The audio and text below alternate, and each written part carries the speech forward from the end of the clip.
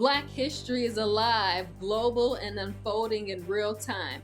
Today on Blackwash News, I'm breaking down the biggest Black history updates from around the world in the second half of 2025.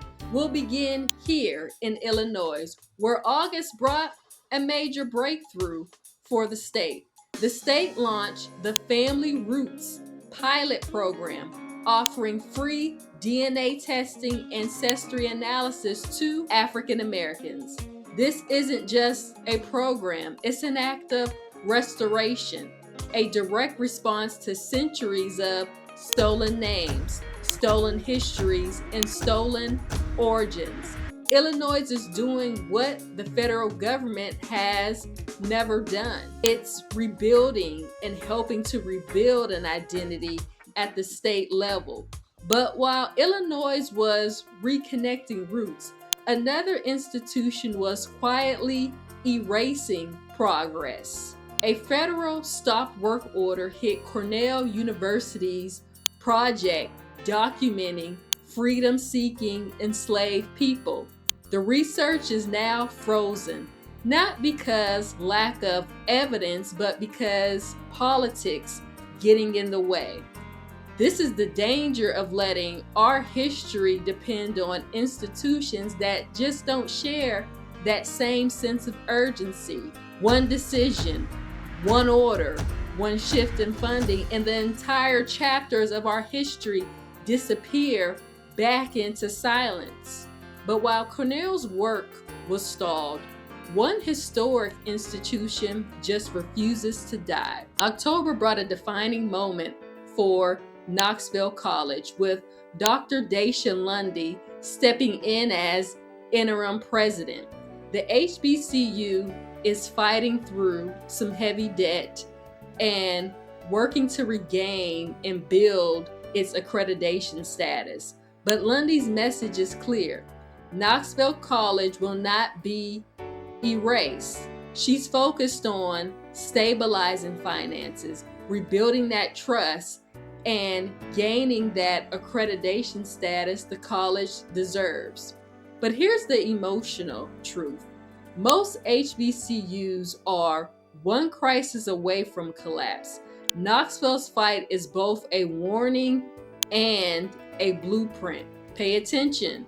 And while some institutions are fighting to survive, others are building new ways to remember history. Braceville, Ohio opened the Braceville African American Heritage Museum. This museum, it aims to raise that public awareness and knowledge of the Braceville Township Underground Railroad, the Great Migration, and African American history. The museum also aims to provide inclusive engagement for statewide youth and lifelong learners to access historical exhibits and information. No big city, it's just a community determined to really honor the Black pioneers shaping their region. As we shift out to California, there's been some confusion because the governor approved $6 million to verify descendants of slavery status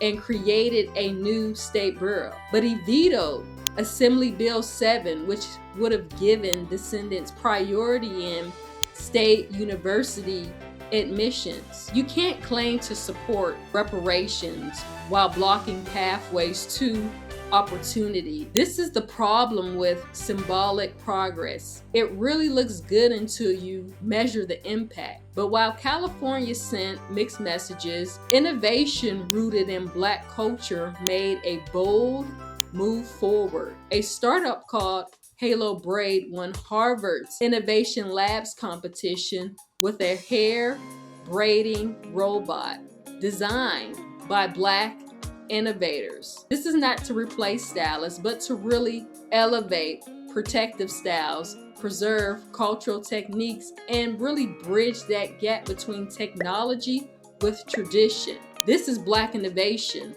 where engineering meets heritage. And while technology is reimagining the future, another state turns its attention to protecting the past.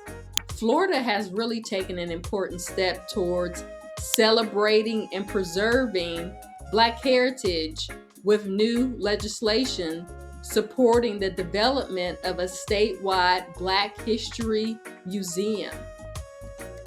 The proposed site is in St. Johns County near St. Augustine.